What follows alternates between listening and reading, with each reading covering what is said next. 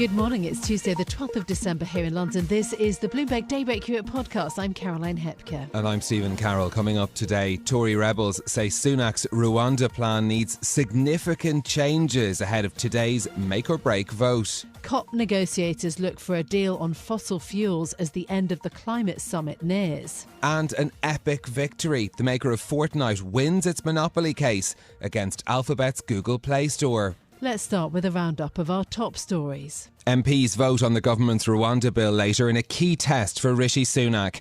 The Prime Minister is trying to win over rebels like Marc Francois from the right-wing European Research Group, who thinks the PM's deportation plan needs to be tougher. We all want to stop the boats. There have been two legislative attempts at this already. The Nationalities and Borders Act, that didn't quite work. The Illegal Immigration Act, that didn't quite work. So this is kind of three strikes and you're out, isn't it? Francois needs 29 Conservatives to vote against the bill to wreck the government's majority. The delay in Westminster casts doubt over the Prime Minister's pledge to reduce illegal immigration. Well, the Prime Minister also apologised for actions taken during the pandemic. Here is Rishi Sunak speaking to the COVID inquiry. I just wanted to start by saying how deeply sorry I am to all of those who lost loved ones, family members through the pandemic, and also all those who suffered in the various different ways throughout the pandemic and as a result of the actions were taken. However, the then Chancellor defended his signature Eat Out to Help Out scheme after it emerged that government scientists hadn't been consulted on it at the time. Sunak argued it was, quote, long-standing practice not to discuss economic or fiscal events with health officials. Talks are ongoing to secure an oil and gas cut agreement on the final day of the COP28 climate summit in Dubai. A draft deal calls on countries to reduce their consumption and production of fossil fuels. But for many nations, it doesn't go nearly far enough and falls short of a complete phase-out. Co-chair at the Voluntary Carbon Markets Integrity Initiative, Rachel Kite, says the summit is a bit of a mixed bag. At the end of the day, what delegates were talking about was a report that they have all authored that said that we are not on track. And the text before delegates right now does not put us back on track. And I think that therein is the problem, that we've made progress, but I think until we're closer to being on track to really wrestle with global heating, I don't think we could call it a success. Rachel Kite says the only solution to climate change is the rapid phase-out of emissions. The clash over fossil fuels has dominated the fortnight of talks after countries failed to reach an agreement at last year's COP27 in Egypt. Northern Ireland's Democratic Unionist Party says that it will study a funding package offered by the UK government aimed at restoring the power sharing administration at Stormont.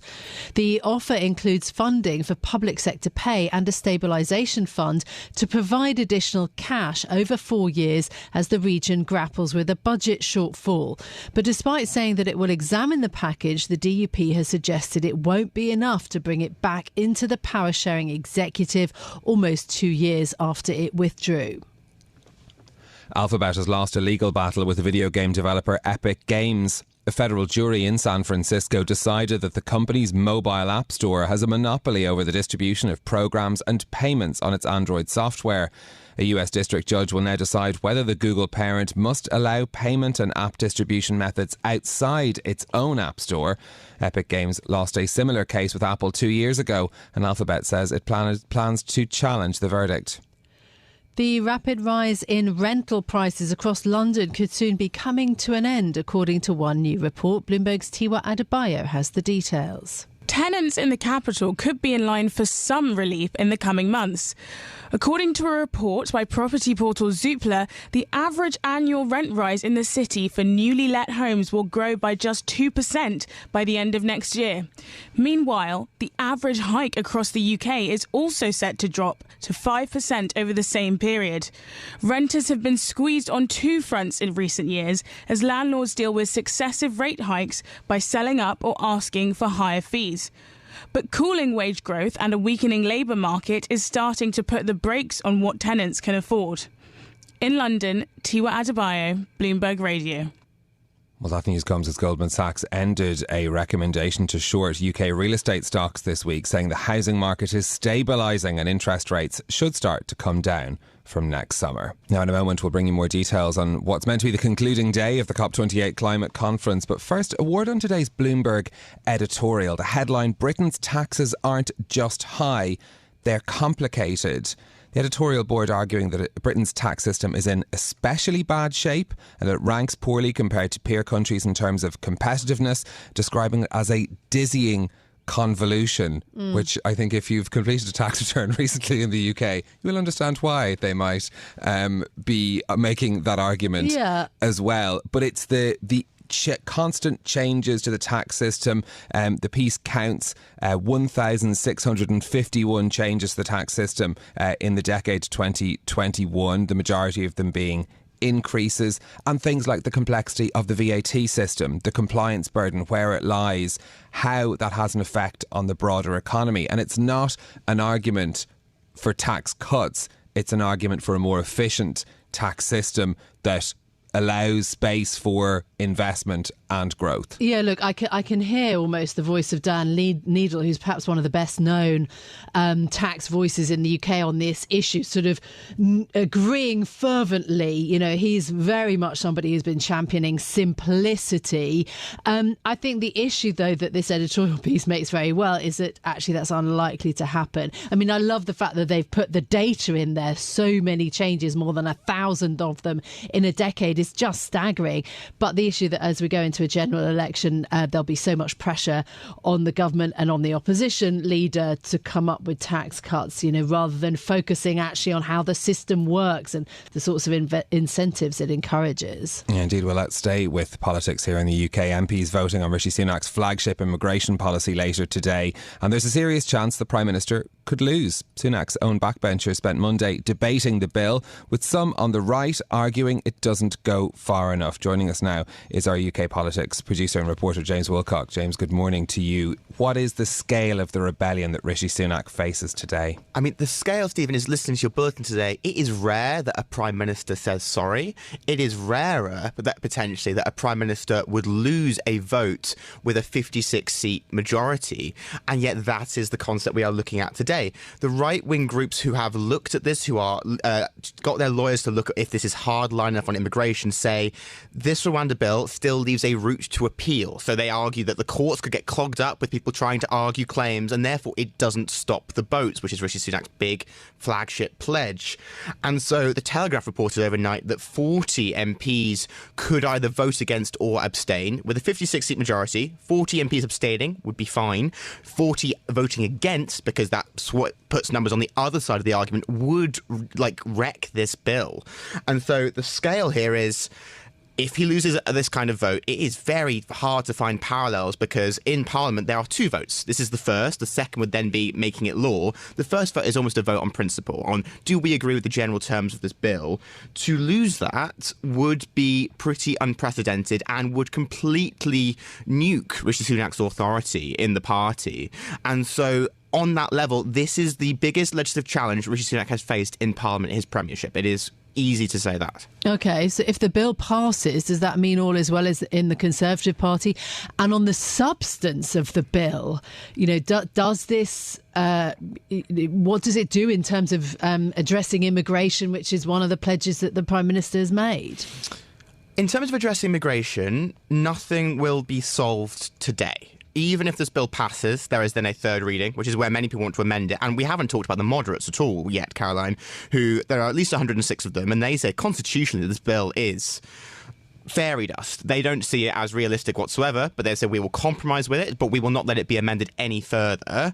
Amending it is exactly what everyone from the Lords through to the right wing will be trying to do for the next year, which is why in all that time frame there will be a general election. So before the next general election, this bill will not have any effect. It's worth saying, the Lords can hold this up for at least 12 months if they so choose, and the rumours are they very much do fundamentally disagree with the constitutional implications. And for the Conservative Party, there is no easy way out of this argument. The die is cast legally for Rishi Sunak. We find out today if the numbers are in his favour. There is no amendments he can make to this bill at this point. does he have the support in his party to get this over the line? That is the gamble he is taking this morning. Given this is coming at a difficult time for the Prime Minister as well, he was speaking to the official COVID inquiry yesterday too. What are the Prime Minister's options from here? In terms of this bill, what's something to watch out for today is if the bill is pulled, that means the government whips have decided there is no hope. And that would be the kind of nuclear option. The other thing Rishi could do is go back to the drawing board and look at this all again. He could completely reinvent sort of himself and what his policy platform is. But the other possibly more likely option is he muddles through. He gets through this vote. He gets through apologising for the COVID inquiry. He gets through to the next year. And he hopes there is something in the economy, which already he's got his inflation numbers on target. He points to the economic growth he's targeted and said, this is just one issue, and there is far more that government does. There's far more progress that's been made on migration, and that this is just a storm in a teacup. That would be the government's argument. OK, James, thank you so much for being with us. Really good to have you on the programme, our UK politics producer and reporter, James Wilcock. Well, let's go now to the climate talks in Dubai. A draft deal at the COP28 summit, which is due to wrap up today, is calling on countries to cut their consumption and production of fossil fuels. But for many, it doesn't go far enough. Joining us now to discuss, Bloomberg's senior climate reporter, Akshat Rathi. Akshat, good morning to you. So what is in this text? How is it being viewed there? Well, this is the second text we've got on what needs to be done to try and address the big gap that exists between what the climate goals are and where we are on greenhouse gas emissions. The major thing that people were hoping would come through this is that all 200 countries would agree to phasing out fossil fuels, to stopping its use, to be able to meet these goals. And that is what the COP presidency had been gunning for in the first draft. But the second draft is a complete opposite. It does not set any targets on actually exiting from fossil fuels. It just talks about reducing it. And the biggest problem, is it has a very soft wording around countries could do one of these many things that are needed for climate. So what is happening here in Dubai is that there's a big fight brewing. We know that negotiators were in conversation till at least 2 a.m. last night, trying to get a better wording of the text in the next draft, and we don't expect one for many hours. OK. There is also emphasis on increasing renewable capacity, on energy efficiency. Does that go any way to satisfying, the critics that include, for example, the EU's climate commissioner and the US climate envoy John Kerry and others who've been very critical at the moment of the language? Indeed, this is the first time, if it goes in this shape or form, where technologies will be mentioned in a COP agreement, where low-carbon hydrogen gets a mention, carbon capture gets a mention, low-emissions vehicles get a mention.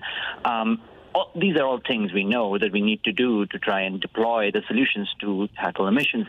The biggest problem is that all of these options are optional, that these are good things that countries could be doing. And that's why you're getting essentially, at least from a majority of parties, a unhappiness of where we are today. It's true of the US, it's true of India.